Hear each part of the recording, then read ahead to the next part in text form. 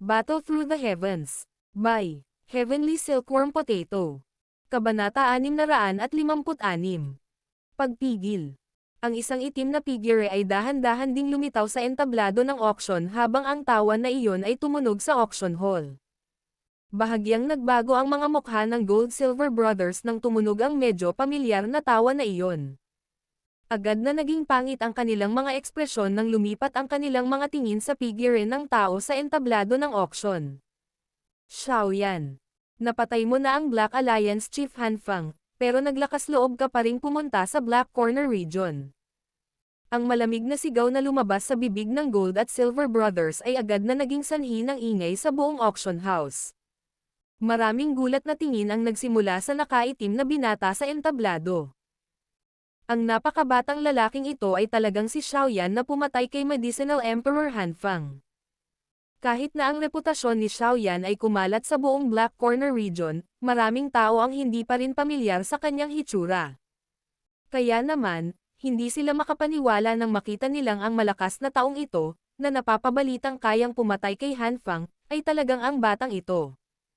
Lumipat ang tingin ni Xiaoyan sa pangit na ekspresyon ng Gold at Silver Brothers habang siya ay tumawa ng mahina. Nakakatawa talaga ang mga salita mo. Napakaraming tao ang namamatay sa Black Corner Region araw-araw. Huwag mong sabihin sa akin na ang isa ay dapat paalisan pagkatapos pumatay ng isang tao. Karaniwan lang para sa mga pinsala at kamatayan kapag nag-away ang dalawang tao. Isang maliliwanag na dila. Ang Feng City ay ang punong tanggapan ng Black Alliance. Bagamat napatay na si Han Fang, kaming mga miyembro ng Black Alliance ay may karapatan na bawiin ito. Gayunpaman, kung titingnan mo ang iyong mga intensyon ngayon, talagang iniisip mong sakupin ang lungsod na ito para sa iyong sarili. Hindi mo ba kami nililigawan lahat? Nagkatinginan ang Gold-Silver Brothers bago sila nagsalita sa madilim at masamang paraan. Namatay na si Han Fang, at ang Black Alliance ay nabuwag na. Ang nagwagi ay nagiging hari habang ang natalo ay nagiging tulisan. Bilang ang nanalo, may karapatan akong kunin ang lahat sa loob ng lungsod na ito. Kung hindi kayo nasiyahan, maaari kayong lumapit at agawin ito sa akin. Itinaas ni Xiaoyan ang kanyang mga mata. Ang kanyang unti-unting malamig na boses ay hindi nagbigay ng anumang mukha sa Gold at Silver Brothers. Ang provocation na umiral sa loob ng kanyang mga salita ay hindi nakatago sa anumang paraan. Isang kaguluhan ang biglang bumangon sa buong lugar matapos ang medyo ligaw at mapagmataas na salita ni Xiaoyan. Walang gaanong tao sa buong Black Corner Region na naglakas loob na makipag-usap sa Gold at Silver Brothers na may ganoong tono. Parehong naging berde ang mga mukha ng Gold-Silver Brothers sa provokasyon na ito ni Xiaoyan. Ilang sandali pa, isang medyo matalas na boses ang tumunog sa auction ground. Isang brat na hindi alam ang kalawakan ng langit at lupa. Sa tingin mo ba ay maaari mong duminahin ang Black Corner Region sa pamamagitan ng pagtalo kay Han Fang? Noon, kung si Su Chen, ang matandang iyon na hindi mamamatay, ay hindi nagpoprotekta sa iyo, pinatay na kita. Ang mga pribadong pag-uusap sa loob ng auction hall ay agad na nabawasan ng husto nang makita ng lahat na galit ang magkapatid na gintupilak. Maraming nakasisiglang tingin ang nakatingin kay Xiaoyan sa entablado. Malinaw na alam ng mga tao sa Black Corner Region ang mga taktika ng magkapatid na gintupilak. Ang pinakakinaiinisan ng dalawang matandang ito ay kapag hindi sila pinagpakitaan ng mukha ng mga tao sa publiko. Ngayong napahiya sila ni Xiaoyan sa harap ng napakaraming tao, tila magiging mahirap para sa auction na matagumpay na umunlad ngayon. Hindi mahirap hayaan kayong dalawa na sundan ang landas ni Han Fang kung magkahiwalay kayong dalawa. Mahinang nagsalita si Xiaoyan. Bagamat ang dalawang matandang ito ay maaaring makipaglaban sa isang malakas na Daozang kung sila ay magkapit kamay, mayroon lamang silang lakas ng isang tao sa tuktok ng klase ng Daowang kung sila ay magkahiwalay. Hindi imposible para kay Xiaoyan na pumatay ng isang tao sa tuktok ng klase ng Daowang dahil sa kanyang kasalukuyang lakas. Anong walang muwang na mga salita? Ang Gold at Silver Brothers ay kinukutya lamang ang mga salitang ito ni Xiaoyan. Malamig silang tumawa. Walang patas sa Black Corner Region. Tanging ang pagkakaiba sa pagitan ng tagumpay at pagkatalo ang umiiral. Palagi kaming magkapit kamay upang lumaban sa lahat ng mga taon na ito, hindi alintana kung ang kabilang partido ay malakas o mahina. Maghiwalay. Iyan ay isang bagay na gagawin lamang ng isang tanga. Gayunpaman, dahil ikaw, isang maliit na brat, ay nabanggit ito ngayon, kami ay maaaring tumulong sa paghihiganti ngayon para kay Han, baka hindi siya makapaghiganti kay Han. Dalawang malalakas na aura ang sumabog mula sa Gold-Silver Brothers matapos tumunog ang kanilang mga boses. Pagkatapos nito, nagsanib ang kanilang mga aura at tinakpan ang buong lugar ng auction. Sige, Gold at Silver Brothers, patayin ang munting brat na ito. Magkapit-bisig tayo para ganap na tapusin ang buong Shougate. Hindi maaaring mapunta ang Fang City sa mga kamay ng mga taong ito. Ang mga tao sa likod ng magkapatid na Gold at Silver, na dating miyembro ng Black Alliance, ay nagsimulang sumigaw na may mga pananabik na mukha nang makita nila ang mga aksyon ng una. Pareho nilang pinagnanasaan ang Fang City, at natural na ayaw nilang mapunta ang ganoong kalaking cake sa mga kamay ni Xiaoyan. Ang Gold at Silver Brothers ay nagbigay din ng isang madilim at mataimtim na ngiti nang marinig ang suporta ng lahat. Ang aura na lumalabas sa kanilang mga katawan ay unti-unting lumakas. Namula ang mukha ng karamihan sa mga tao sa loob ng auction hall habang pinipigilan ng malakas na aura ng Gold at Silver Brothers. Maliit na bilang lamang ng mga eksperto ang nakaupo nang hindi apektado ng walang anumang pagbabago sa kanilang ekspresyon sa gitna ng nakaka-pressure na aura na ito. Ang mga mata ni Xiaoyan ay kalmadong pinagmamasdan ang Gold at Silver Brothers na nagpakawalan ng malakas na aura. Sa likod niya, madilim ang mukha ni Xiao Li habang winawagayway niya ang kanyang kamay. Maraming itim na figure ang lumabas mula sa koridor sa itaas ng auction hall. Ang mga kumukutitap na malamig na kumikinang na busog ay nakatutok sa mga nasa ibaba. Ang mga arrow ay magpapaulan sa kanilang dalawa kapag nag-order. Maaaring malas ang dalawang matandang ito sa pagkakataong ito. Ang mga pinuno ng Dark Sky Sect, Luoxia Gate, at Wild Lion Gang, na nakaupo sa isang sulok ng auction hall, ay pinanood ang Gold at Silver Brothers habang naglalabas sila ng nakaka-pressure na aura. Nagpalitan sila ng tingin sa isa't isa bago nagpakawalan ng malamig na tawa. Maaaring hindi alam ng ibang tao ngunit malinaw na alam nila na mayroong isang tunay na piling tao na Daozang sa loob ng Fang City na ito. Bukod dito, ang elite na Daozang na ito ay malinaw na may lahat ng uri ng koneksyon kay Xiaoyan. Ang mga taong ito ay magdurusa kung nais nilang gamitin ang kanilang malaking bilang upang kumilos ng malupit sa lugar na ito. Naramdaman ni Xiaoyan ang lalong malakas na aura sa loob ng auction hall. Pagkaraan ng ilang sandali, dahan-dahan niyang iniabot ang kanyang mga kamay mula sa ilalim ng kanyang manggas sa harap ng hindi mabilang na mga tingin. Ang kanyang 10 daliri ay nagsalubong sa isa't isa habang umalangaw-ngaw ang mahinang boses sa buong bulwagan. Ngayon ay ang araw na ang aking Shougate ay nagsasagawa ng isang auction.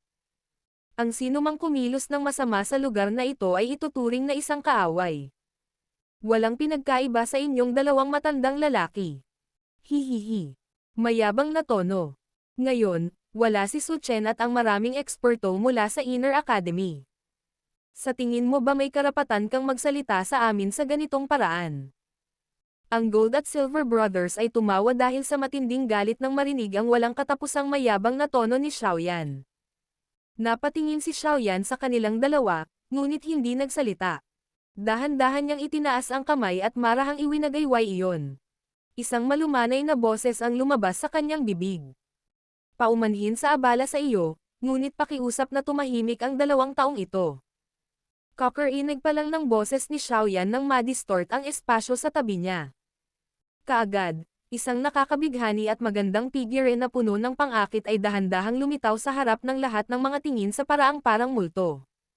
Ang nakakabighaning dilag na biglang sumulpat ay naging dahilan ng pag-urong ng ilang tingin sa buong bulwagan.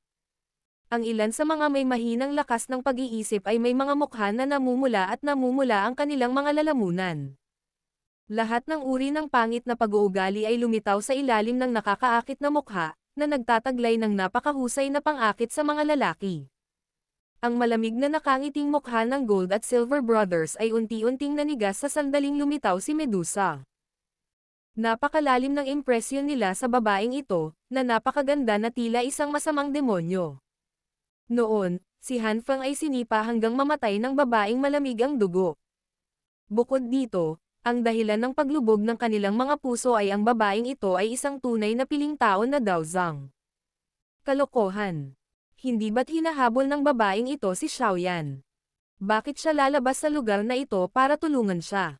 Ang mga berdeng mukha ng Gold at Silver Brothers ay nagpakita ng bahagyang pamumutla. Ang malakas na aura na sumasakop sa buong bulwagan sa isang mapang-akit na paraan ay tahimik na hangina sa ilalim ng malabong tingin ni Medusa. Ilang sandali pa, naging parang dagalang na nakakita ng pusa nang tuluyang lumiit pabalik sa kanilang katawan. Bagamat ang Gold at Silver Brothers ay sinasabing kayang makipaglaban sa isang elite na Daozang pagkatapos magsanib kamay, maaari lang nilang labanan ang ilan sa mga Daozang na iyon sa entry level. Kung makikipagkita sila sa isang dalubhasa tulad ni Su Chen, maantala lamang nila ang kabilang partido sa loob ng isang panahon bago sila mabilis na nahulog sa kawalan. Maaaring hindi masyadong natatakot ang magkapatid na Gold at Silver kay Su Chen, ngunit nagtataglay sila ng isang uri ng takot na nagmumula sa kanilang mga puso sa harap ng nakakabighaning malademonyong kagandahang ito. Ang ganitong uri ng takot ay nagmula sa kung saan, ngunit ito ay bahagyang nagbabala sa kanila na kung sila ay tunay na lalaban sa nakakabighaning kagandahan, sila ay magkakaroon ng 70% pagkakataon na maging isang patay na kaluluwa sa ilalim ng kanyang palad. Ang biglaang, kakaibang pagbabago sa Gold-Silver Brothers ay nakapukaw din ng atensyon ng napakaraming tao. Natigilan ang lahat. May ilang matatalinong tao kaagad na may naramdaman. Kaya naman, maraming hindi malinaw na mga tingin ang bumaling sa nakakabighaning kagandahan sa tabi ni Xiaoyan. Isang biglaang pag-unawa ang umusbong at lumitaw sa kanilang mga puso. Anong klaseng eksperto ang babaeng ito? Nagawa niya talagang matakot kahit ang Gold at Silver Brothers. Napangiti si Xiaoyan habang pinagmamasdan ang medyo matigas na mukha ng Gold-Silver Brothers. Pagkatapos ay nagtanong siya. Kayong dalawa, sa palagay ba ninyo ang aming Xiaogate ay may kwalipikasyon para sakupin ang Feng City? Gold Elder, Silver Elder, Feng City ang ating Black Alliance headquarters. Hindi ito dapat dumapo sa mga kamay ng mga taong ito. Hanggat kayong dalawa ang magbibigay ng utos, agad nakikilos ang ating mga tropa sa Feng City. Ginagarantiya ko na tatapusin natin ang lahat ng lakas ng Xiaogate sa loob ng kalahating araw. Ang isang kasamahan sa likod ng Gold at Silver Brothers, na hindi nakilala si Medusa, ay agad na nagsalita nang marinig niya ang napakamapanokso na salita ni Xiaoyan. Ayon sa kanyang mga iniisip, ang Gold-Silver Elders ay tiyak na walang gagawin sa harap ng ganoong panunokso ni Xiaoyan na ibinigay sa kanilang mga karakter. Sa oras na iyon, ang kanilang mga paksayon ay magdaragdag ng panggatong sa apoy at tiyak na ganap na aalisin ang Xiaogate ngayon. Gayunpaman, hindi nakita ng taong ito ang nakakaawang mga titig na ibinato sa kanya ng ilang pinuno ng ibang paksayon sa tabi niya habang nagsasalita siya. Ang ilan sa mga taong iyon ay tahimik na lumipat ng upuan. Ang mga nangungunot na mukha ng magkapatid na Gold at Silver ay pilit habang kumikibot sila ng ilang beses nang marinig nila ang mga salitang iyon sa ganoong sandali. Tila naramdaman nilang lumalamig ang pares ng malamig na mga mata na bumababa sa kanila mula sa entablado. Biglang napalingon ang Gold at Silver Brothers sa harap ng pares ng malamig at walang awa na mga mata. Agad nilang ikan-away ang kanilang mga manggas patungo sa mukha ng walang ingat na lalaki na iyon mula kanina sa harap ng hindi mabilang na mga nakatulala na tingin. Pinalipad ng malakas na puwersa ang huli. Malakas niyang dinurog ang koridor na mahigit 100 metro ang layo habang nagpapakawala ng malungkot na panaghoy.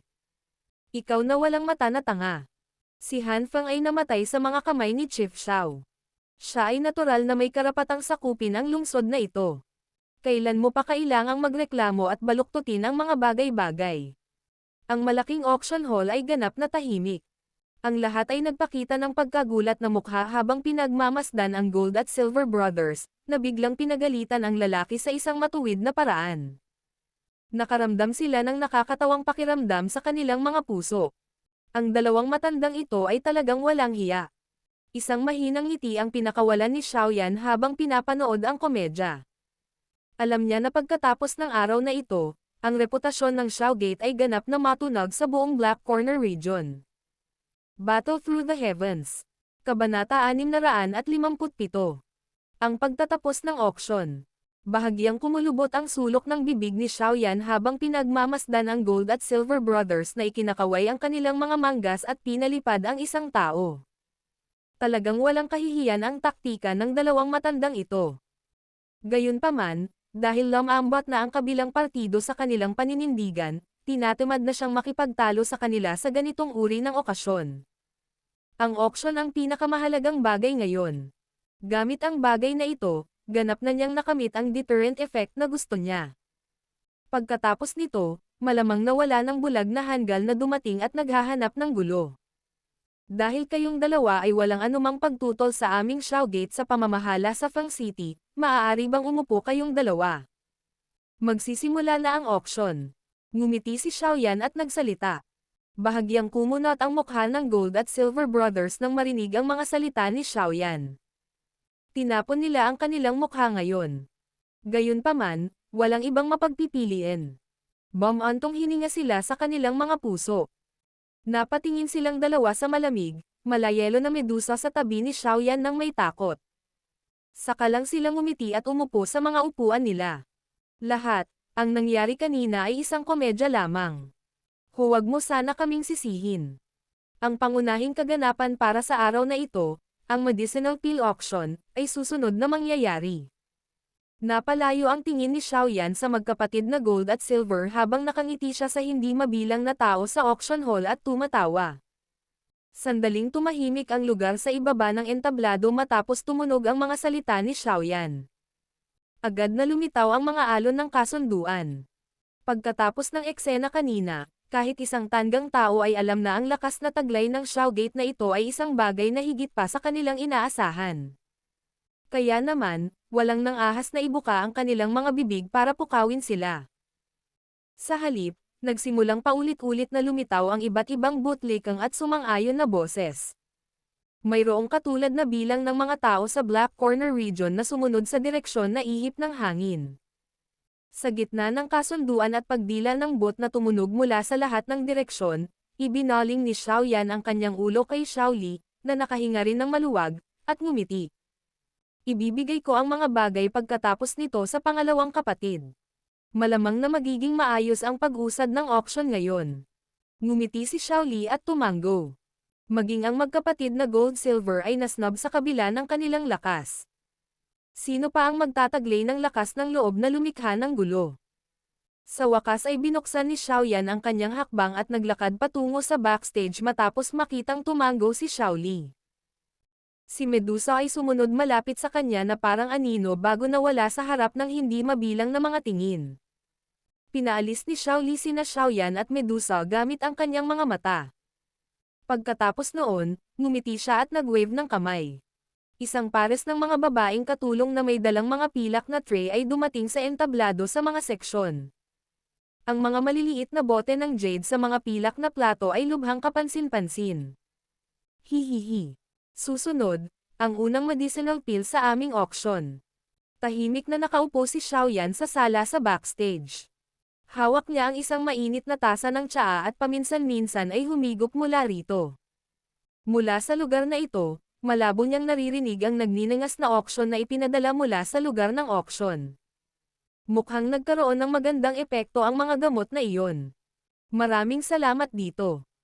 Hinawakan ni Xiaoyan ang tasa ng tsaa nang bigla siyang tumalikod at mahinang nagsalita sa malamig na mukha na Medusa. Napanatili pa rin ni Medusa ang kanyang malamig na magandang mukha sa harap ng pasasalamat ni Xiaoyan. Ang kanyang macelan na baywang ay nagpakita ng isang magandang arko na puno ng pang-akit sa ilalim ng kanyang damit, na naging dahilan upang ang isa ay hindi sinasadyang magkaroon ng salpok na yakapin at paglaruan ito. Sa sandaling ito, ang damdamin ni Medusa ay lubhang magulo. Ayon sa kanyang karakter, dapat ay hindi niya siya pinansin nang humingi sa kanya ng kaunting tulong si Xiaoyan.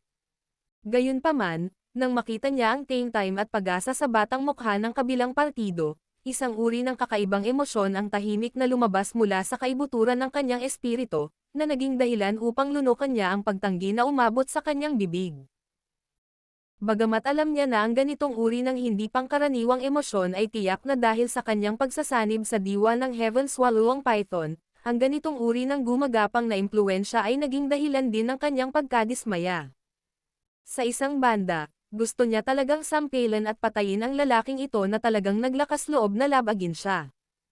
Sa kabilang banda, ang impluwensya sa kaibuturan ng kanyang espiritu ay lumikha ng isang hindi sinasadyang pagnanais na manatili sa tabi ng taong ito. Ang dalawang magkasalungat na emosyon na ito ay naging dahilan upang si Reyna Medusa, na kilala sa tiyak na pagpatay, ay nagpumiglas at paulit-ulit na nag-alinlangan. Huwag kang patuloy na magbigay ng malamig na mukha.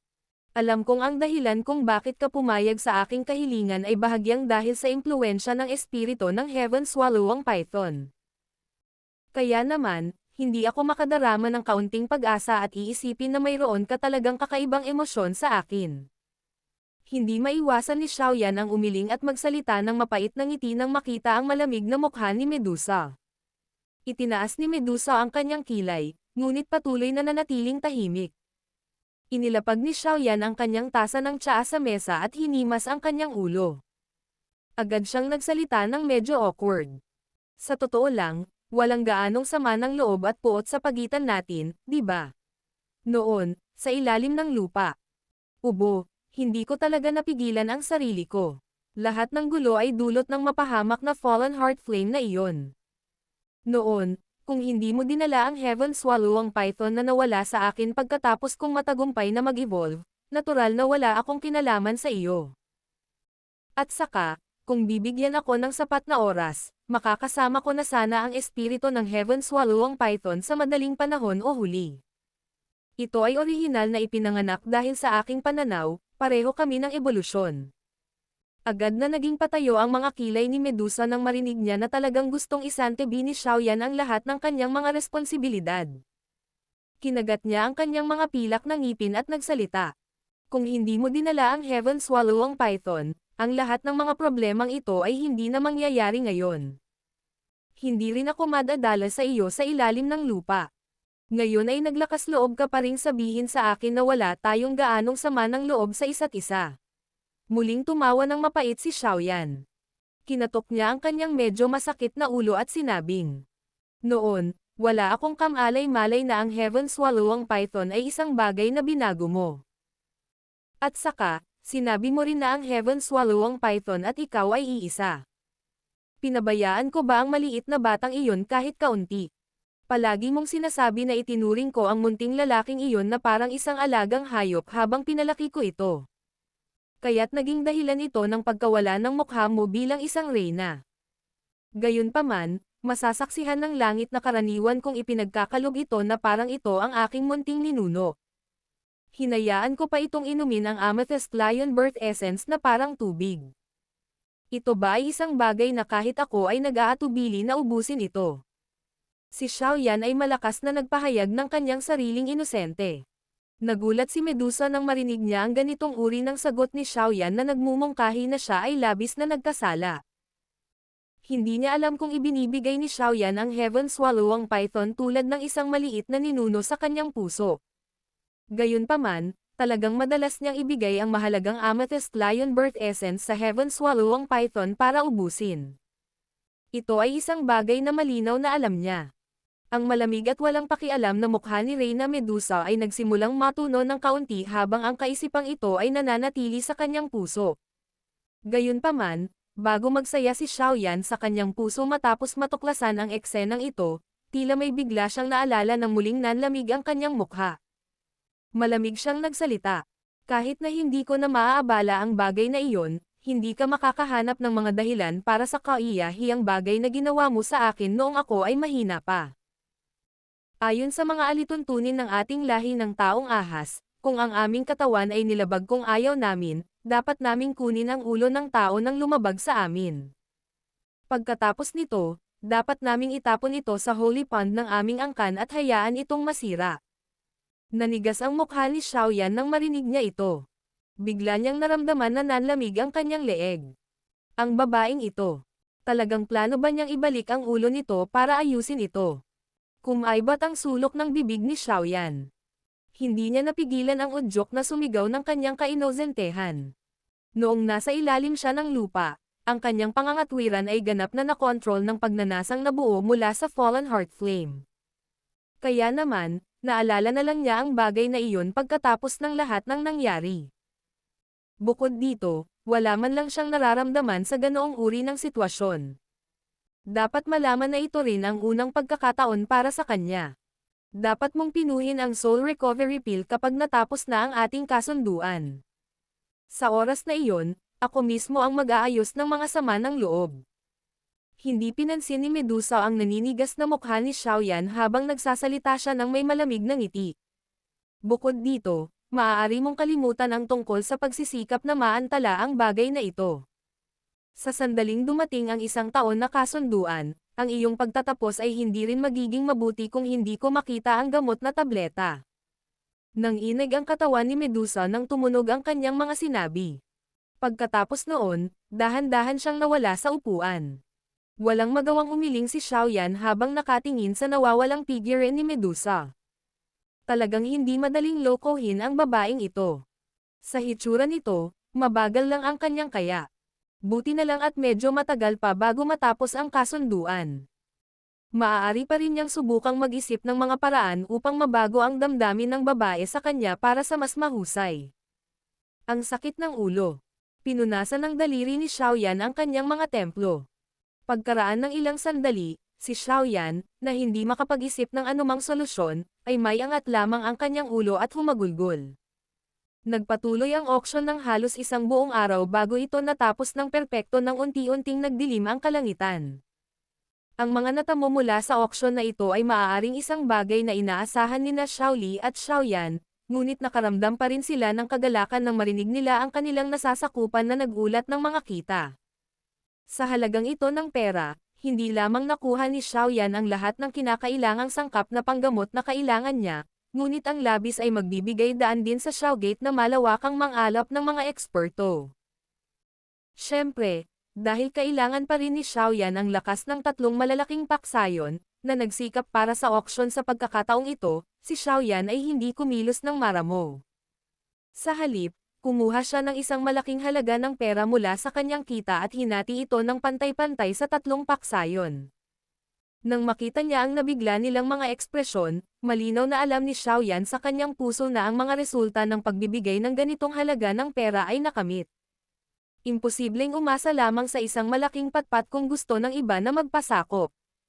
Kaya naman, ang matagumpay na auction sa pagkakataong ito ay hindi lamang nagbigay daan sa Xiaogate na kumita ng malaki, ngunit pinahintulutan din ang Fang City, na naging medyo madilim kasunod ng pagbuwag ng Black Alliance, na muling bumalik sa katanyagan nito sa tuktok nito.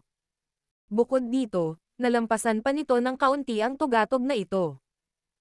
Ang puntong ito ay medyo lumampas sa inaasahan ni na Xiaoyan at Xiaoli. Ipinadala ni Xiaoli ang kanyang mga tauhan upang bilhin ang lahat ng mamahaling sangkap na panggamot na na-order niya mula sa lahat ng dako sa pinakamabilis na posibleng bilis sa araw pagkatapos ng pagtatapos ng auction. Ang saya sa mukha ni Xiaoyan ay hindi gaanong naitago nang matanggap niya ang mga sangkap na panggamot, na nakaimbak sa mabuting kondisyon, mula sa mga kamay ni Xiaoli. Naunawaan niya na sa mga sangkap na panggamot na ito, ang araw na muling magising si Yao Lao ay hindi ganoon kalayo. Nang magising si Yao Lao, ang araw na bumalik siya sa Jiama Empire ay hindi rin kalayuan. Matatapos ang lahat ng sama ng loob sa oras na iyon. Battle Through the Heavens. Kabanata 658. Pagpapanumbalik ng medicinal liquid. Halos walang bakas ng tao sa malawak at malalalim na kabundukan. Ang pangunahing tema ay ang walang katapusang luntiang kabundukan. Paminsan-minsan, ang dagandong ng isang mahiwagang hayop ay umaalingaw-ngaw sa kagubatan ng bundok, na nakakatakot sa hindi mabilang na bilang ng mga nagpapahingang ibon. May malaking bato na nakausli sa pader ng bundok sa gitna ng matarik na bangin. Ang malaking bato ay madalas na hinahampas ng ulan at hangin. Sa makatuwid, ang ibabaw nito ay lubhang makinis. Mayroong kahit isang layer ng ningning na bahagyang naroroon dito. Gayunpaman, kasalukuyang nakatayo sa lugar na iyon ang isang binata na nakasuot ng itim na damit. Ang kanyang mga binti ay parang mga ugat ng isang matandang puno na dahan-daang humawak sa napakalaking bato, dahilan upang makatayo ang kanyang katawan dito nang hindi gumagalaw kahit kaunti. Ang nakaitim na damit, binata ay natural na si Xiaoyan mula noong umalis siya sa Fang City. Malamang na magkakaroon ng malaking aktibidad kapag ginaiseng niya si Yao Lao sa pagkakataong ito. Kaya naman, natural na hindi niya ito magagawa sa isang mataong lugar tulad ng Fang City. Kaya naman, pagkatapos ipaalam ni Xiaoyan kay Xiaoli, muli silang pumasok ni Medusa sa malalalim na kabundukan. Sa walang katapusang, malalalim na kabundukan, ang aktibidad, gaano man ito kalaki, ay ganap na mawawala sa pagitan ng takip ng maraming bundok. Lumipat ang tingin ni Xiaoyan sa kaliwa at kanan nitong matarik na taluktok ng bundok. Ang tahimik na espasyo ay ganoon na lamang na nahirapan ang isa na marinig ang huni ng mga ibon. Ilang sandali pa, tinanguan niya ang kanyang ulo na may kasiyahan at itinaas ito sa tuktok ng bangin at sumigaw ng malakas. Kailin, guguluhin kita. Huwag mong hayaang may makagambala sa akin. Tawa ang ipinadala. Malabong makita ng isa ang isang magandang figure na nakatayo sa tuktok ng bangin ng bundok. Gayunpaman, lumilitaw siyang kumilos na parang hindi niya narinig ang sigaw ni Xiaoyan at tinatamad man lang magbigay ng tugon. Matagal nang nasanay si Xiaoyan sa ganitong ugali ni Medusa. Kaya naman, hindi siya nagpakita ng anumang ekspresyon. Alam niya na maaaring baliwalain siya ng babaeng ito sa salita, ngunit kadalasan ay gagawa ito ng isang gawain na ipinangako niya sa kanya hanggang sa puntong hindi ito mapipilit ng isa. Si Xiaoyan ay ganap na nakatitiyak sa kanyang pagprotekta sa kanya sa tabi. Pinag-cross ni Xiaoyan ang kanyang mga paa at umupo sa makinis na malaking bato. Dahan-dahan niyang ipinikit ang kanyang mga mata habang pinipilit niyang pumasok sa mahinahon at mabagal na ritmo ang kanyang paghinga at puso. Saka lang niya pinitik ang daliri niya. Muling nahulog ang isang kulay pulang medicinal cauldron at nabasag ng husto sa napakalaking bato, na naging sanhi ng panginginig nito ng ilang beses. Unti-unting naging solemn na ang ekspresyon ni Xiaoyan habang pinag-aaralan niya ang kulay pulang medicinal cauldron. Bahagyang kamandat ang Serency storage ring sa kanyang daliri. Kaagad, ang mga sangkap na panggamot ay lumabas mula rito. Sa wakas, tila nakaranas sila ng isang tiyak na puwersa ng kaladkarin habang sila ay nasuspine sa paligid ng Xiaoyan. Ang hitsura ng mga panggamot na sangkap na ito ay medyo kakaiba. Gayunpaman, ang hindi pangkaraniwang amoy na ibinubuga nila ay naging dahilan upang ang espiritu ng isang tao ay magkaroon ng komportableng pakiramdam na katulad ng nababad sa isang mainit na bukal. Lalong lumakas ang ngiti sa mukha ni Xiaoyan habang sinisinghot niya ang hindi pangkaraniwang pabangong panggamot. Ang lahat ng mga sangkap na panggamot na ito ay nagtataglay ng mabubuting epekto para sa espiritual na lakas ng isang tao. Dahan-daang pinitik ni Xiaoyan ang kanyang daliri, at isang tipak ng glazed lotus heart flame ang kumislap at lumitaw. Sa wakas, tumugtog ito na parang fire spirit habang sumasayaw sa daliri ni Xiaoyan sa isang maliksi na paraan. Pumunta ka, sa banayad na sigaw, bumaril ang butil ng glazed lotus heart flame at pumasok sa medicinal cauldron sa labasan ng apoy. Sa sandaling pumasok ito sa medicinal cauldron, bigla itong lumaki at naging mabangis na apoy na lumawak. Namilipit ang apoy sa loob ng medicinal cauldron. Ilang sandali pa, ang mahabang daliri ni Xiaoyan ay marahang pamitik patungo sa isang sangkap na panggamot na nakabitin sa kanyang harapan. Sa isang mahusay na paraan, bumaril ito sa panggamot na kaldero. Ang sangkap na panggamot ay binalot ng madilim na berdeng apoy sa sandaling ito ay binaril sa panggamot na kaldero. Gayunpaman, ang nakakatakot na mataas na temperatura ay hindi kaagad nawasak ito sa isang sakam na paraan. Sa halip, ang panggamot na sangkap na iyon ay nagbuga ng malaputing kinang na parang puting jade habang sinusunog ito, halos parang sinusubukan nitong ihiwalay ang temperatura ng apoy. Si Xiaoyan ay hindi labis na nagulat na ang panggamot na sangkap na ito ay nagtataglay ng kakayahang gumanti sa pagsunog ng apoy. Malinaw niyang naunawaan na ang mga ganitong uri ng mga bihirang panggamot na sangkap na maaaring makabawi sa mga espiritual na pinsala ay kadalasang umaasa sa isang uri ng likas na kakayahan upang harangan ang pinsala mula sa labas. Halimbawa, ang panggamot na sangkap na ito na pinangalan ng Snow Jade Bone Ginseng na itinapon sa medicinal cauldron ay maaaring pinangalan ng ginseng, ngunit ang hugis nito ay katulad ng puting buto na parang jade. Ang ganitong uri ng bone ginseng ay may katigasan na hindi mas mahina kaysa sa bakal. Nagtataglay ito ng napakalakas na panlaban sa apoy. Kung nais ng isang tao na gumamit ng isang ordinaryong apoy upang pinuhin ito, maaaring hindi makakuha ng maraming resulta kahit na matapos itong gawin sa loob ng kalahating taon o kahit isang taon. Kaya naman, hindi nagulat si Xiaoyan na kaya nitong labanan ang pag-ihaw ng glazed lotus heart flame. Ang isa ay hindi dapat magkaroon ng isang balisa na puso kapag nililinis ang gayong sangkap na panggamot. Ang lahat ay dapat na nasa isang progresibong cycle. Ito ang tamang landas. Pinagmasdan ni Xiaoyan ang mabangis na apoy sa loob ng medicinal cauldron. Ilang sandali pa, dahan-dahan niyang ipinikit ang kanyang mga mata. Alam niya na sa kabila ng lakas ng glazed lotus heart flame, ang pagtatangka na pinuhin ang snow jade bone ginseng na ito ay mangangailangan ng ilang araw. Bagamat inasahan na ni Xiaoyan ang paglaban sa apoy ng snow jade bone ginseng, hindi niya maiwasang matarante nang makitang nagsimulang matuno ang bone ginseng sa ikatlong araw. Iba talaga ang mga sangkap na nakapagpapagaling sa mga espirito sa mga ordinaryong sangkap na panggamot. Maaari pa bang ituring na isang sangkap na panggamot ang isang sangkap na panggamot na may ganoong katigasan? Pinakalma ni Xiaoyan ang kanyang puso at dahan-dahan itong pinino. Sa ikalimang araw lamang ganap na natunaw ang hindi mapapantayang matigas na snow jade bone ginseng na iyon sa isang glob ng maputing snow na malapot na likido. Inilipat ni Xiaoyan ang snow white viscous liquid na iyon sa isang lugar sa medicinal cauldron na may mas mababang temperatura para ihaw ito ng mabagal na apoy. Kasunod nito, naghagis siya ng isa pang sangkap na panggamot na mahirap ay pino sa panggamot na kaldero. Muli niyang sinimulan ang nakakapagod na pagpipino. Walang konsepto ng oras sa kabundukan. Ang oras ay tahimik na lumipad sa mga daliri ng isang tao na parang umaagos na tubig. Ang mga nasuspine na sangkap na panggamot sa kanyang harapan ay unti-unting na-refine sa iba't ibang kulay na likidong panggamot sa loob ng medicinal cauldron ng isa-isa. Ang lahat ng mga sangkap na panggamot ay ganap na napino mga isang buwan pagkatapos pumasok si Xiaoyan sa malalalim na kabundukan. Pagkatapos nito, gumugol pa siya ng 7 araw upang pagsamahin ang lahat ng mga likidong panggamot na ito. Pinagmasdan ni Xiaoyan ang kumpol ng malapot na likido na naglalabas ng mahinang maraming kulay na kinang sa loob ng medicinal cauldron mula sa bangin. Sa wakas ay nakahinga siya ng maluwag na parang naglabas siya ng mabigat na pasanin.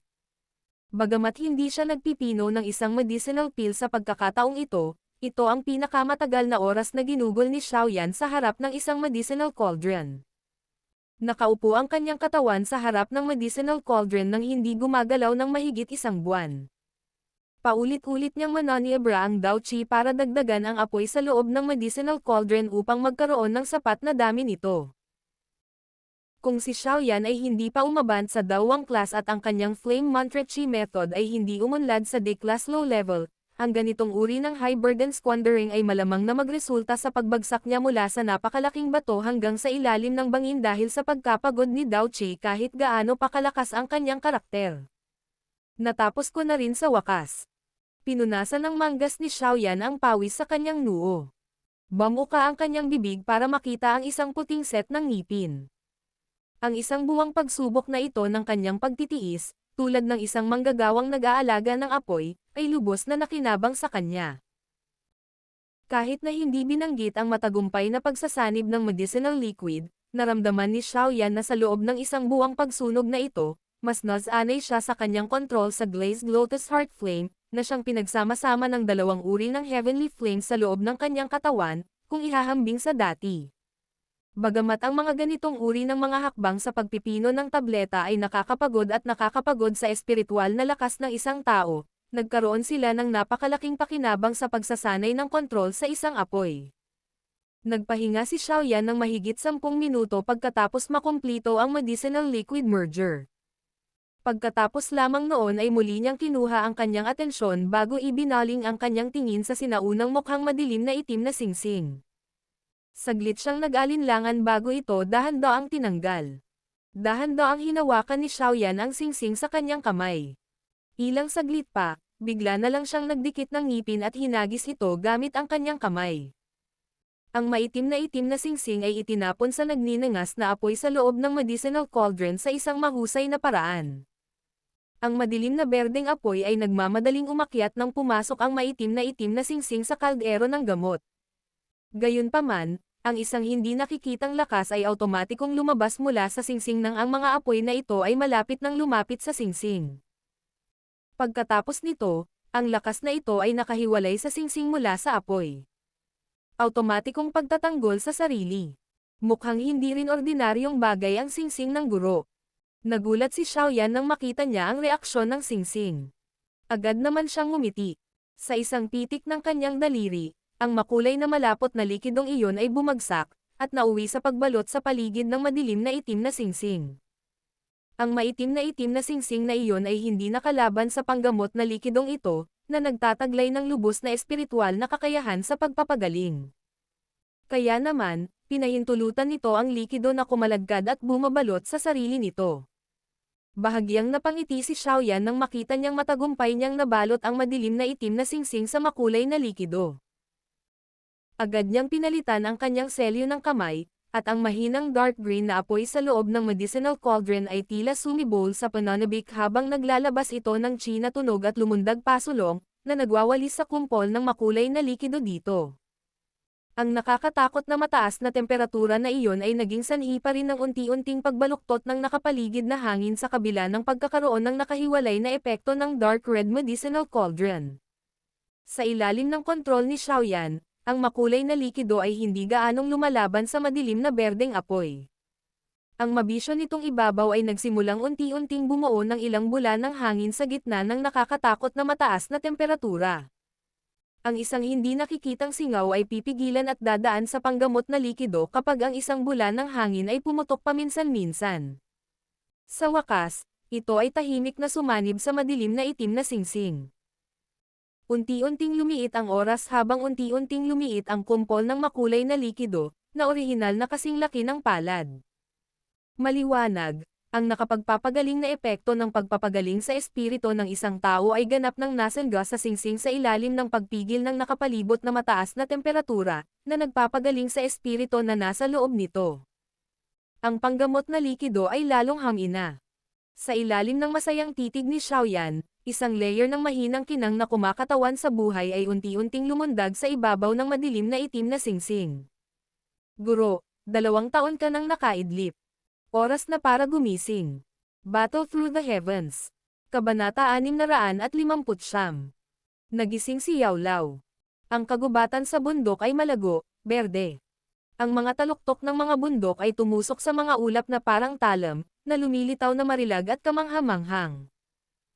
Ang isang napakalaking bato ay pinalawak sa isang matarik na pader sa isang lugar sa loob ng hanay ng bundok. Naka-crossleg ang isang binata na nakaitim na nakasuot at nakapikit ang mga mata. Isang napakalaking crimson medicinal cauldron ang inilagay sa harap niya. Isang madilim na berdeng apoy ang mabangis na tumaas at nahulog sa loob ng nakapagpapagaling na kaldero. Kung titingnang mabuti, makikita ng isa na talagang mayroong isang kumpol ng makulay na likido na dahan-daang kumikislot sa loob ng apoy. Ang ibabaw ng makulay na likido ay paulit-ulit na naglalabas ng maliliit na bula habang ito ay inihaw sa ilalim ng apoy. Sa bawat oras na pumutok ang isang bula, ang laki ng kumpol ng likido ay bahagyang lumiliit. Siyempre, ang ganitong uri ng pag-urong ay napakababa.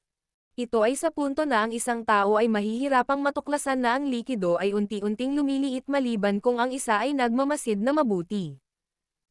Gayunpaman, habang ang unti-unting akumulasyon na ito ay tumagal ng ilang panahon, ang pag-urong ay hindi na sa maliit na halaga.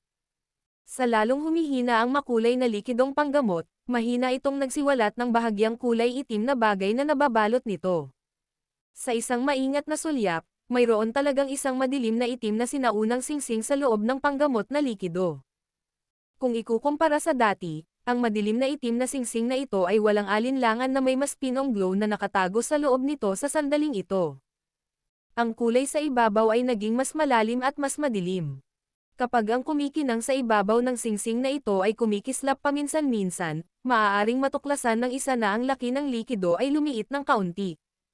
Maliwanag, Ang dalisay na lakas ng gamot sa loob ng panggamot na likido ay unti-unting hinihigop ng espiritu na natutulog sa loob ng ring. Ang paggising sa natutulog na espiritu ni Yao Lao ay isang napakahirap at mabagal na gawain. Napaghandaan na ito ni Xiaoyan. Kaya naman, hindi masyadong nababalisa o nababahala si Xiaoyan na wala pa ring reaksyon ang singsing pagkalipas ng isang buwan. Paminsan-minsan ay iminulat niya ang kanyang mga mata at titig na titig sa singsing na nasa loob ng medicinal liquid. Maya-maya pa ay nagpakawala siya ng mahinang buntong hininga bago niya pinakalma ang sarili at ipinagpatuloy ang pagpipino. Ang tahimik na bulubundukin ay hindi nagtataglay ng kasiglahan ng labas ng mundo. Ang ilan sa mga magical beast na paminsan-minsan ay dumadaan sa lugar na ito ay tatakas sa isang kahabag-habag na kalagayan dahil sa nakakatakot na pressure na mahinang ibinubuga mula sa tuktok ng bundok. Kaya naman, ang paligid ng bundok na ito ay napakatahimik. Tahimik na lumipas ang oras sa katahimikan. Hindi na mamalayan, 2 buwan na ang lumipas mula nang makapasok si Xiaoyan sa malalalim na kabundukan. Binabantayan ni Xiaoyan ang medicinal cauldron sa tabi niya sa halos lahat ng 2 buwang ito. Paminsan-minsan lang siyang aalis sa maikling panahon. Sa daloy ng oras at walang tigil na pag-aapoy ng glazed lotus heart flame, ang kumpol ng makulay na likidong medikal na kasing laki ng palad ay kasing laki na lamang ng hinlalaki. Ito ay nagkataon lamang naganap na nababalot ang maitim na singsing sa loob nito. Bukod dito, ang ningning nito ay ang pagkakaiba sa pagitan ng langit at lupa kung ihahambing sa dati. Maliwanag, karamihan sa lakas ng panggamot sa loob ng panggamot na likido ay pinilit na pumasok sa singsing sa ilalim ng nagninangas na apoy. Naka-crossleg si Medusa sa isang bato sa tuktok ng bundok. Ang kanyang mahigpit na nakapikit na mahabang mga mata ay dahan-dahang bumukas habang walang pakialam na nakatingin kay Xiaoyan na nasa matarik na pader ng bundok. Bahagyang gumalaw ang kanyang makinis at mapupulang labi habang mahinang tumunog ang malamig na tawa, 2 buwan na ang nakalipas. Dapat ay naabot mo na ang iyong limitasyon. Kung patuloy kang magpupumiglas, malamang na may ibang darating at iligtas ka. Bagamat medyo malayo si Xiaoyan, malinaw pa rin ang malamig na pagtawa ni Medusa sa tenga ng medyo maputlang mukha na binata sa ibaba. Dahan-dahan ding iminulat ni Xiaoyan ang kanyang mga mata nang marinig niya ang boses na lumulutang sa gilid ng kanyang tainga. Ang Daochi sa loob ng kanyang katawan ay lumundag habang muli niyang mananiebra ang isang tipak ng dark green na apoy at pinaputukan ito mula sa kanyang daliri. Ang apoy ay sa wakas ay ibinuhos sa panggamot na kaldero. Pagkatapos lamang gawin ang lahat ng ito ay itinaas niya ang kanyang ulo at nakangiting nagtanong patungo sa tuktok ng bundok. Bakit? Nag-aalala ka ba sa akin? Nag-aalala ako na hindi ko makukuha ang soul recovery pill kung mamamatay ka. Kumunat ang sulok ng labi ni Medusa habang malamig itong magsalita. Hihihi. Makatitiyak ka na kaya ko pa ring tiisin ito. Tiyak na aabot din sa iyong mga kamay ang iyong medicinal pill. Ang medyo maputlang puting mukha ni Xiaoyan ay napangiti. Paulit-ulit niyang naubos ang kanyang Daochi para i-activate ang glazed lotus heart flame at gamitin ang kanyang spiritual strength para perpektong kontrolin ang apoy sa loob ng 2 buwan. Maaaring makayanan ni Xiaoyan ang gayong pagod sa loob ng 1 buwan. Gayunpaman, kung magtatagal ang oras, unti-unting lalabas ang pagkapagod. Ang ganitong antas ng pagwawaldes ay isang bagay na kahit isang dalubhasa mula sa klase ng Dao Huang ay hindi kayang bayaran, lalo na si Xiaoyan. Hindi itinuloy ni Xiaoyan ang pagbabahagi ng kanyang atensyon pagkatapos magsalita. Ipinagpatuloy niya ang lahat ng kanyang atensyon sa kalderong panggamot sa kanyang harapan. Matigas ang ulo na tao. Pinagsalubong ni Medusa ang kanyang kilay habang pinagmamasdan si Xiaoyan na itinoon ang kanyang atensyon sa muling pagkontrol sa apoy. Agad siyang mamulong ng mahina sa sarili. Ano ang kinalaman sa akin kung mamatay siya? Sinabi ko nga sa kanya ang mga ganoong salita. Napailing si Medusa sa pagkalito. Ito ay ganap na hindi tumugma sa kanyang karakter. Bagamat sinabi niya ito sa kanyang bibig, paminsan-minsan ay sumulyap sa ibaba ang kanyang tingin. Ang kanyang ugali ay tila nag-aalala talaga na si Xiaoyan ay mahuhulog muna sa bangin dahil sa kanyang pagod. Lumipas ang oras. Nang ang makulay na likidong panggamot na nakabalot sa madilim na itim na singsing ay isang manipis na layer lamang, ang katawan ni Xiaoyan, na napaupo ng matatag sa malaking bato, ay nagsimulang manginig ng kaunti. Ang madilim na berdeng apoy sa loob ng nakapagpapagaling na kaldero ay nagsimula ring kumislap sa pabago-bagong paraan. Maliwanag, ang lakas ni Xiaoyan ay malapit nang maubos pagkatapos ng mahabang panahon ng pagpipino. Muling nagkunot ng mahigpit si Medusa nang makita ang bahagyang pag-indayog ng katawan ni Xiaoyan. Ang lalaking ito ay talagang walang ingat. Bagamat tahimik niyang pinagalitan, sa kanyang puso ay isang mahinang pitong kulay na enerhiya ang nagsimulang unti-unting umahan sa ibabaw ng kanyang katawan. Mariin na itinikom ni Xiaoyan ang kanyang mga ngipin habang pilit niyang tinitiis ang mga alon ng pagod at ang pagkahilo na naramdaman mula sa kanyang ulo. Ang kanyang mga mata ay matamang nakatitig sa maitim na singsing sa loob ng apoy habang inilalabas niya ang lahat upang maubos ang Dao Qi na nakatago sa bawat bahagi ng kanyang katawan. Mayroon siyang premonition na ang oras para muling magising si Yao Lao ay hindi malayo. Ang Dao Qi na natitira sa loob ng kanyang katawan ay dumagsa sa mas mabagal na takbo habang paulit-ulit niyang pinipisil iyon palabas. Sa huli, nagsimula pa itong maging pasulpot-sulpot, tanda ng pagkahapo. Bukod dito, ang isip ni Xiaoyan ay napalitan din ng pagod at pagkahilo. Nananatili sa kanyang paningin ang mga bakas ng panlalabo habang unti-unting lumaki ang mga anggulong iindayog ng kanyang katawan. Naghahanap ng sarili mong kamatayan. Pinagalitan ni Medusa ang kanyang mga pilak ng ngipin, at marahang napag-alitan nang makita niya ang umaaray na si Xiaoyan na maaaring mahulog sa bangin anumang oras. Umusad ng kaunti ang kanyang katawan. Mula sa kanyang ugali, tila handa siyang kumilos at iligtas ang matigas ang ulo na batang ito. Lalong lumalabo ang paningin ni Xiaoyan. Malinaw niyang naiintindihan sa kanyang puso na naabot na niya ang kanyang limitasyon. Gayunpaman, sumuko sa ganoong sandali. Kinagat ng mga ngipin ni Xiaoyan ang kanyang dila. Ang matinding sakit ay nagpatibay ng kaunti sa isip ni Xiaoyan. Kaagad niyang inikat ang Rutang Flame Mantra Chi Method, at ang huling alon ng Dao Qi na nakatago sa kaloob-looban ng kanyang katawan ay ganap niyang pinisil palabas. Inis na inikat nito ang kanyang katawan bago ibuhos sa medicinal cauldron. Sa wakas ay naging madilim ang paningin ni Xiaoyan nang lumabas ang Dao Qi mula sa kanyang daliri. Nakahilig ang kanyang ulo at sa wakas ay hindi na niya napanatili ang katatagan ng kanyang katawan. Nakatagilid ang kanyang katawan at naging parang kahoy na troso ng gamulong ito pababa mula sa makinis at malaking bato. Sa wakas, nahulog muna siya sa gilid ng bangin, na natatakpan ng mga ulap at hamog. Gago! Hindi napigilan ni Medusa ang pagmumura nang makita niyang si Xiaoyan ay naunang bumagsak ang ulo mula sa bangin. Ang kanyang magandang katawan ay umusad at akmang kikilos para iligtas siya. Gayunpaman, bumangon lang ang kanyang katawan nang maging pabago-bago ang kanyang mukha. Bakit ko siya ililigtas? Ang ganitong uri ng tao ay nararapat na mamatay. Sa panahong nagpupumigla si Medusa sa loob ng kanyang puso, ang bilis ng pagbagsak ni Xiaoyan ay naging mas mabilis at mas mabilis. Sa hitsura ng sitwasyon, malamang na si Xiaoyan ay sa kasamaang palad na maging isang tumpok ng tinadtad na karne kung mayroong anumang nakausling malalaking bato na nakatago sa hamog. Ang mga mata ni Medusa ay matamang nakatitig kay Xiaoyan na nahulog sa nalalabing ulap. Ilang sandali pa, sa wakas ay napatikom niya ang kanyang mga pilak ng ngipin. Nang inag ang kanyang katawan at naging pitong kulay na umaagos na liwanag na nagmamadaling bumaba sa tuktok ng bundok sa parang kidlat na paraan, na lumilitaw sa itaas ng Xiaoyan sa loob ng ilang kidlat. Ang makulay na layer ng medicinal liquid sa ibabaw ng dark black ring sa loob ng crimson medicinal cauldron na nakapatong sa malaking bato sa wakas ay sumanib dito nang kumilos si Medusa. Ang singsing ay biglang yumanig ng matindi at isang invisible na ripple ang kumalat na parang alon. Kumatok ito sa panloob na dingding ng medicinal cauldron at naglabas ng malinaw na parang gang na tunog. Ang hindi nakikitang ripple ay kumalat sa mas mabilis at mas mabangis na paraan. Sa ilang sandali lang, ang matinding sonic wave na iyon ay ibinuga mula sa medicinal cauldron bago tuluyang naging malakas na kulog na umalangaw-ngaw sa kabundukan.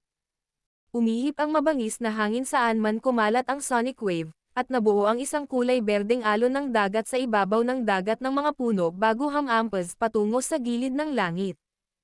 Ang malinaw na tunog na biglang sumabog ay natural din na nararamdaman ni Medusa.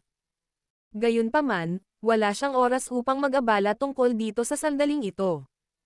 Ibinaba niya ang kanyang ulo at pinag-aralan si Xiaoyan, na malapit sa kanya. Ang isa pang kurap ay lumitaw sa loob ng mahahabang mga mag-aaral na napuno ng ligaw. Paulit-ulit na nagbago ang ekspresyon niya. Ang masalimuot na babaeng ito ay talagang nagsimulang makipaglaban kung ililigtas ba si Xiaoyan sa ganoong oras. Ang unang naramdaman ni Medusa kay Xiaoyan ay gusto niyang patayin agad ang kasuklam-suklam na tao na ito. Gayunpaman, sa kaibuturan ng kanyang espiritu, may isa pang bagay na paulit-ulit na lumalaban sa ganitong uri ng pakiramdam. Bukod dito, tahimik pa itong hinimok siya na tumulong at iligtas si Xiaoyan. Saglit na nagpatuloy ang pakikibaka at muling tumahimik ang ningning sa mga mata ni Medusa. Kinagat niya ang kanyang mga ngipin at sinabing, "Bastos, isaalang-alang ang iyong sarili na maswerte. Ako mismo ang kikitil sa iyong buhay 1 taon mamaya."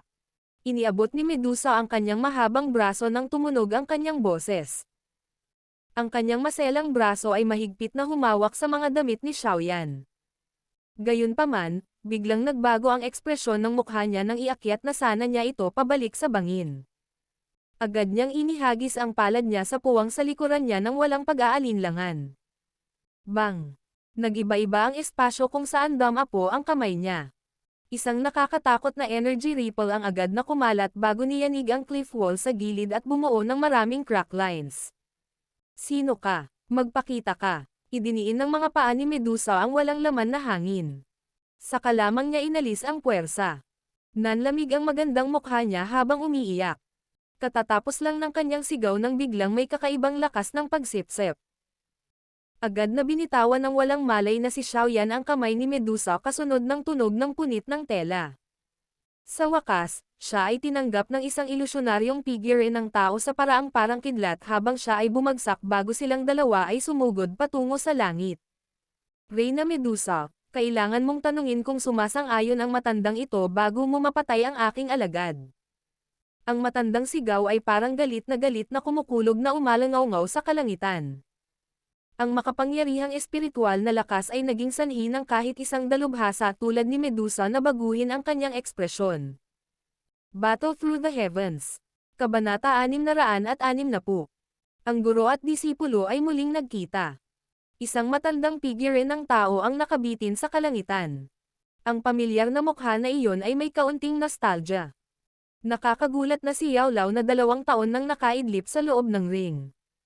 Sa sandaling ito, ang katawan na pinagsama-sama ni Yao Lao ay malinaw na mas malaki kaysa dati. Mula sa makapangyarihang espiritual na lakas na bahagyang ibinubuga mula sa loob ng kanyang katawan, masasabi ng isang tao na ang kanyang pagkakatulog nitong nakaraang 2 taon ay naging dahilan din ng pagtaas ng lakas ni Yao Lao.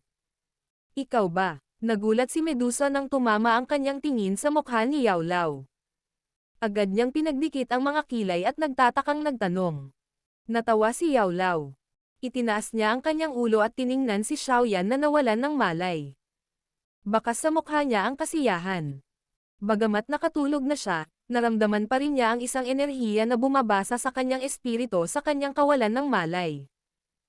Sino pa ba maliban kay Xiaoyan ang gagamit ng ganitong uri ng pagkilos para mabilis na tulungan siya sa kanyang paggaling? Talagang hindi inaasahan na matagumpay mong nilamon ang Heaven Swallowang Python at sumanib sa diwa nito. Napakabilis ng iyong pag-unlad. Kung titignan, medyo matagal na akong nakaidlip, di ba? Sinulyapan ni Yao Lao si Medusa na nakabitin sa kalangitan nang hindi umaasa sa anumang panlabas na lakas habang siya ay tumawa ng mahina. "Hindi ka rin masama. Ang lakas mo talagang tumaas ng husto pagkatapos matulog sa loob ng 2 taon." Malamig na tumawa si Medusa. Sinulyapan siya nito. Noong una, akala niya ay tiyak na malalampasan niya ang misteryosong matandang ito kapag napagsanib niya ang diwa ng Heaven Swallowang Python. Gayunpaman, hindi niya inaasahan na ang espiritual na lakas ni Yao Lao ay lalong lumakas pagkatapos ng 2 taon na pagkakatulog. Sa nag-iisang paghaharap na parang kidlat kanina, naramdaman ni Medusa na sa kabila ng matagumpay na pagsanib sa diwa ng Heaven Swallowang Python ay medyo mahirap pa rin para sa kanya na talunin si Yao Lao. "Bakit nananatili ka pa rin sa tabi ni Xiaoyan ngayong sumanib ka na sa diwa ng Heaven Swallowang Python?" Isang kurap ang bumungad kay Yao Lao na nakababa ang mga mata. Siya ay lubos na malinaw sa galit na pinanghahawakan ni Medusa kay Xiaoyan. Takot pa rin siya sa kanya kapag nasa paligid siya, at kailangan niyang maging maingat kahit na gusto niyang kumilos.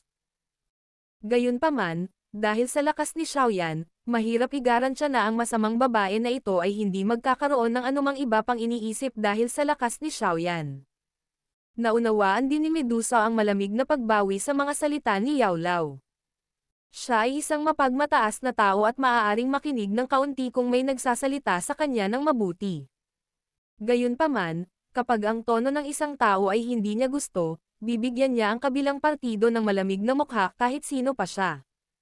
Kaya naman, iniangat din niya ang kanyang nakakaakit na magandang mukha at malamig na sumagot nang marinig niya ang mga salitang ito ni Yao Lao. Ano ang kinalaman mo sa pananatili ko rito? Matandang lalaki, may pananagutan ka rin sa paraan ng pagpapahiya ni Xiaoyan sa akin noon. Hindi man lang ako nahirapan sa iyo ngayong nagkita tayo. Pero, gusto mo talaga akong pamahalaan. Hihihi babaeng may labaha ang dila. Noong gumagala at nangingibabaw sa kontinente ang matandang ito, umiinom ka lang ng gatas sa hindi kilalang lugar. Si Yao Lao ay nagbigay ng kakaibang tawa. Gayunpaman, unti-unting nabawasan ang lamig sa kanyang mukha. Hindi alintana kung ang babaeng ito ay may layuning pumatay kay Xiaoyan, ang huli ay sa pinakamaliit na buhay pa sa sandaling nakilala niya siya. Gayunpaman, ang dating ako ay walang oras na makipagtalo sa iyo ngayon. Maaayos natin ang ating score kapag nagising ko na ang batang ito. Tumingin sa lahat ng direksyon ang tingin ni Yao Lao bago ang kanyang tingin ay biglang huminto sa isang pulang-pula na kalderong panggamot sa isang malaking bato sa pagitan ng pader ng bangin.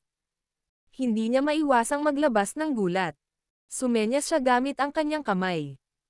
Ang isang puwersa ng pagsipsip ay lumitaw ng wala sa oras habang ang napakalaking medicinal cauldron na iyon ay automatikong lumipad at nasuspine sa harap ni Xiaoyan.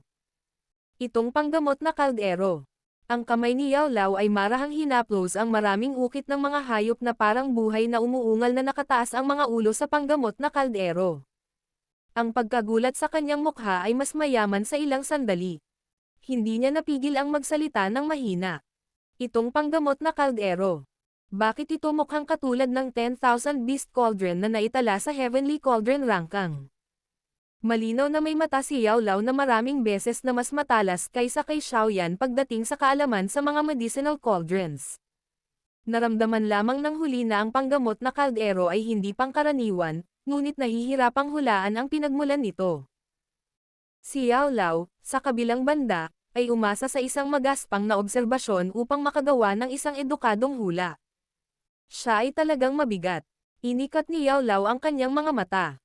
Sa wakas ay nakarating sila sa Medusa sa tabi niya. Nakahinga lang siya ng maluwag nang makitang wala talaga siyang reaksyon sa kalderong ito.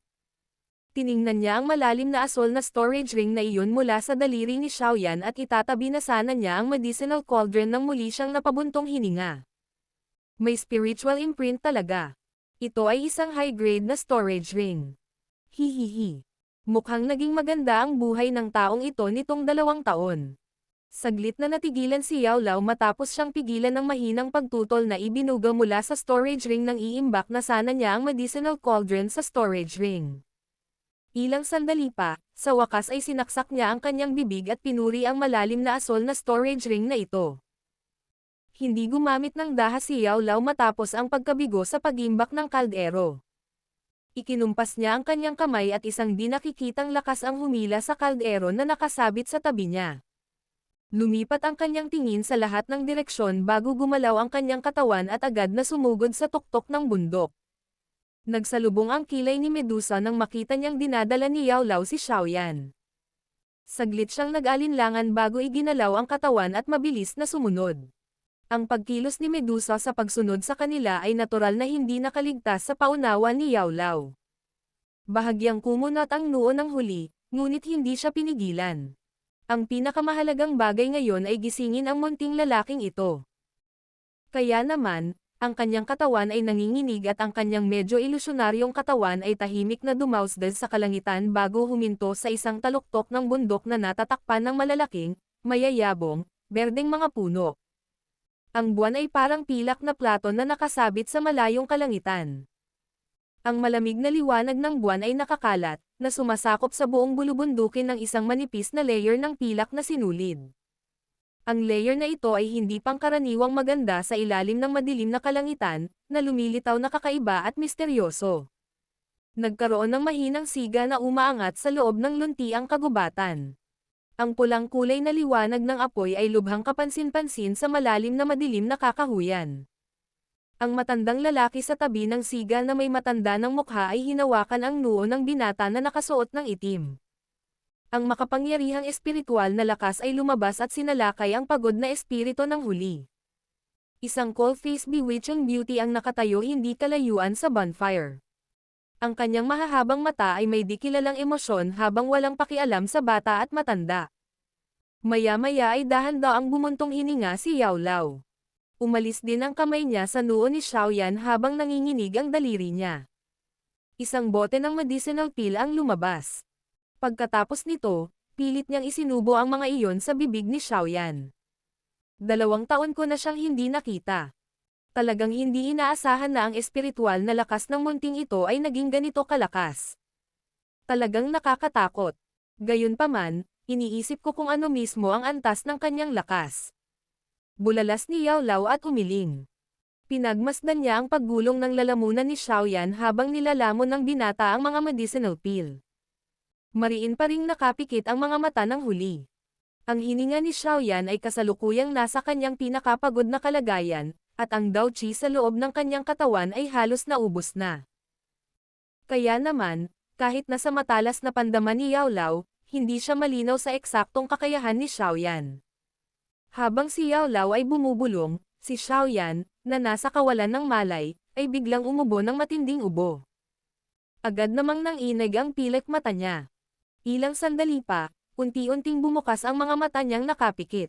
Muling naging malinaw ang tingin ni Xiaoyan. Ang unang bagay na nakatatak sa kanyang mga mata ay ang napakapamilyar na matandang nakangiting mukha sa kanyang harapan na naging dahilan upang maging ganap na kalmado si Xiaoyan. Ho! Itinaas ni Xiaoyan ang kanyang ulo saglit pagkatapos niyang makita ang pamilyar na matandang mukha na iyon. Tumingin siya sa langit at nagpakawala ng mahabang hininga. Matapos magpakawala ng mahabang hininga, parang natanggal lahat ng pag-aalala at pressure na kinakaharap niya habang isinandal niya ang mahinang katawan sa puno ng kahoy sa likod niya. Ngumiti siya at sinabi kay Yao Lao. Guro, 2 taon na kitang hindi nakikita.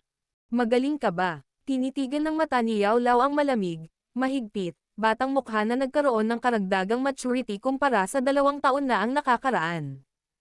Alam niya na sa mahabang panahon na ito kung saan siya ay nakaidlip, ang munting lalaking ito na umaasa sa kanya noon ay ganap na nagbagong anyo bilang isang taong may kwalipikasyon at lakas na maging independent. Ang sanggol na agila na nangangailangan ng kanyang patuloy na proteksyon noon ay kasalukuyang nagawang aipakpak ang kanyang mga pakpak at lumipad ng mataas, kumailan lang sa kalangitan. Mula sa isang tiyak na pananaw, ang kasalukuyang Xiaoyan ay nagtataglay na ng kwalipikasyon na umalis sa kanyang guro. Ang mainit na kamay ni Yao Lao ay marahan na tinapik ang ulo ni Xiaoyan. Nagsalita siya ng may kasiyahang ngiti. Bata, maganda ang ginawa mo. Napailing na lang si Xiaoyan sa kanyang ulo sa mukha ng papuri ni Yao Lao. Pinilit niyang umupo, ngunit ang mga alon ng pagod na ibinubuga mula sa kanyang katawan ay naging dahilan upang walang magawa siyang umiling. Inangat niya ang kanyang mga mata at biglang napatingin kay Medusa sa di kalayuan. Agad siyang ngumiti at sinabing, "Salamat sa pagligtas sa akin kay Lin." Bagamat nawalan ng malay si Xiaoyan nang mahulog siya mula sa malaking bato, malabo pa rin niyang naramdaman na si Reyna Medusa ay dumating upang iligtas siya.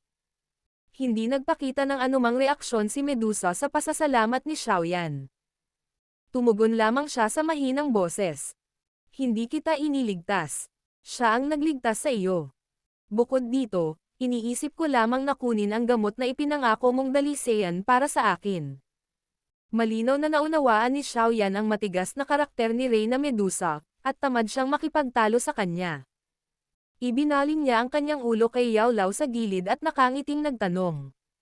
"Guro, bumuti ang iyong lakas. Hindi ito maaaring ituring na isang pagpapabuti. Kakabawi ko lang ng lakas noon." Malamang na kailangan ko munang ayusin ang problema ng katawan ko kung gusto kong tuluyang gumaling. Umiling si Yao Lao at kaagad na medyo nag-aalalang nagtanong. Munting kapwa, paano ang Fallen Heart Flame na iyon? Ito ay pinino ko. Ngumiti si Xiaoyan at walang pakialam na nagsalita. Alam ko lang na hindi mo bibigwin ang sinuman. Ang kagalakan na mahirap itago ay agad na bumangon sa mukha ni Yao Lao nang marinig niya ang mga salitang ito. Ang kanyang kamay ay malakas na tinapik ang mga balikat ni Xiaoyan. Bagamat medyo nahulaan ni Yao Lao nang makita niyang buhay pa si Xiaoyan pagkatapos niyang magising, hindi naiwasang matuwa si Yao Lao sa kabila ng kanyang kontrol kapag na-verify na ang kanyang hula. Napangiti si Xiaoyan nang makita niya ang masayang mukha ni Yao Lao.